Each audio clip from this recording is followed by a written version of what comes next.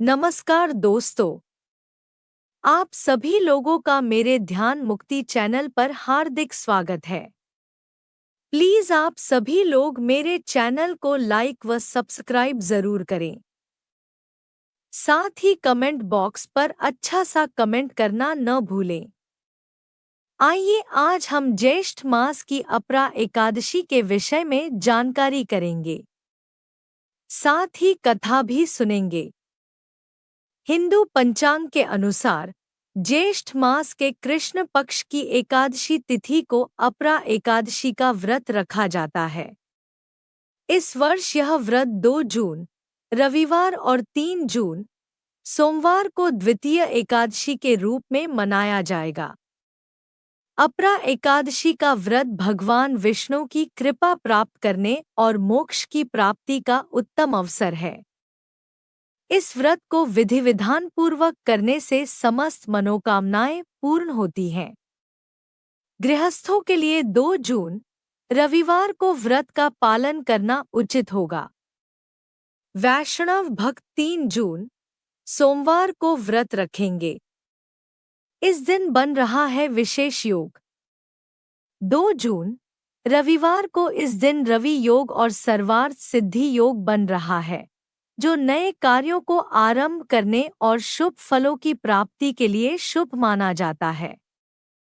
3 जून सोमवार इस दिन विषकुंभ योग और सर्वार्थ सिद्धि योग बन रहा है, जो आध्यात्मिक उन्नति और मानसिक शांति प्राप्त करने के लिए शुभ माना जाता है। अपरा एकादशी रोहिणी नक्षत्र में आरंभ होगी, जो सुख समृद्धि और आनंद का प्रतीक है। इन ग्रहों और नक्षत्रों की स्थिति अपरा एकादशी को विशेष रूप से महत्वपूर्ण बनाती है, खासकर उन लोगों के लिए जो आध्यात्मिक उन्नति, भौतिक समृद्धि और सकारात्मक बदलाव चाहते हैं। प्रातः स्नान कर स्वच्छ वस्त्र धारण करें। भगवान विष्णु की पूजा विधिवत करें। व्रत का संकल्प लें।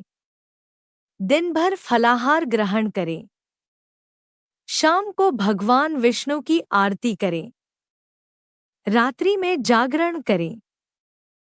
फिर द्वादशी तिथि को प्रातः स्नान कर सूर्यदेव को अर्घ्य देने के बाद भगवान विष्णु की पूजा करें। फिर पारण का समय होने पर भोजन ग्रहण करें। ऐसी मान्यता है कि कोई भी एकादशी का व्रत बिना कथा के अधूरा माना जाता है। आइए अपरा एकादशी व्रत की कथा सुनते हैं। पौराणिक कथा के अनुसार महिद्वाज नाम का एक राजा था, जो बहुत धर्मपरायण और दयालु था। उसका छोटा भाई वज्रध्वज उससे एकदम विपरीत स्वभाव का था। उसे अपने भाई का व्यवहार बिल्कुल पसंद नहीं था। वह हमेशा ही इस फिराक में रहता था कि किस तरह से राज्य को हथिया लिया जाए। वह हमेशा अपने भाई को मारने और अपनी शक्ति से राज्य प्राप्त करने के अवसर की तलाश में रहता था। एक दिन मौका पाकर उसने अपने भाई को मार दिया और एक पीपल के पेड़ के नीचे दफना दिया। लेकिन अकाल मृत्यु के कारण महिद्वाज को मोक्ष प्राप्त नहीं हुआ। इस तरह से वह उस पेड़ पर एक आत्मा के रूप में रहता था और उस पेड़ से गुजरने वाले हर व्यक्ति को डराता और परेशान करता था। एक बार एक ऋषि उस रास्ते से गुजर रहे थे। उन्होंने उस पेड़ पर एक आत्मा की उपस्थिति को महसूस किया।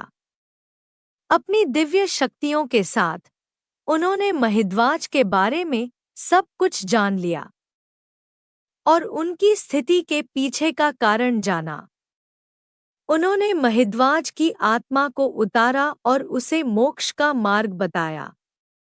मोक्ष प्राप्त के लिए आत्मा की सहायता करने के लिए ऋषि ने स्वयं अपरा एकादशी व्रत का पालन किया और सभी गुणों को महिद्वाज को प्रदान कर दिया। भगवान विष्णु के व्रत और आशीर्वाद के प्रभाव से महिद्वाज की आत्मा मुक्त हुई और उसने मोक्ष को प्राप्त किया। उस दिन के बाद से ही लोग अच्छे कर्म प्राप्त करने और मोक्ष के मार्ग पर आगे बढ़ने के लिए अपरा एकादशी का व्रत रखते हैं। जय हो एकादशी माता। आप सभी लोगों को यह जानकारी कैसी लगी? कमेंट बॉक्स में अच्छा सा कमेंट जरूर करें। साथ ही मेरे चैनल को लाइक व सब्सक्राइब करना न भूलें। धन्यवाद।